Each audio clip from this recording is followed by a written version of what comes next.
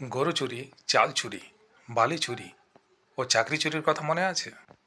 এগুলো বললেই আমাদের চোখের সামনে যে লোকগুলোর কথা ভেসে আসে তারা আর কেউ না, কেষ্ট, বালু ও পার্থ।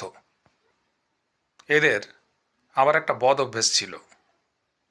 এই সমস্ত কেসে ইডি বা সিবিআই যখনই এদের ডেকেছে, এরা অসুস্থতার ভান করে হাসপাতালে ভর্তি হয়েছেন। আজ ঠিক একই রকম ঘটনা ঘটেছে আমাদের প্রাক্তন ক্রীড়ামন্ত্রী অরূপ বিশ্বাসের ক্ষেত্রে। মেসিকাণ্ডে বিধাননগর পুলিশ অরূপ বিশ্বাসকে 5ই জুন ডেকে পাঠিয়েছিল, কিন্তু আজ 4 তারিখ অরূপ বিশ্বাস জানিয়ে দিয়েছেন যে আগামী 14 দিনের জন্য তিনি অসুস্থ, তাই তিনি আসতে পারবেন না। রাজ্যপাট চলে গেল, এদের এখনো সেই বদ অভ্যেসগুলো যায়নি। চলুন একবার দেখে নিই মেসিকাণ্ডে হয়েছিলটা কি। প্রাক্তন ক্রীড়ামন্ত্রী মেসিকে এমনভাবে জড়িয়ে ধরছিলেন যে দেখে মনে হচ্ছিল তিনি অনেকদিন পর তার মেলায় হারিয়ে যাওয়া ভাইকে ফিরে পেয়েছেন।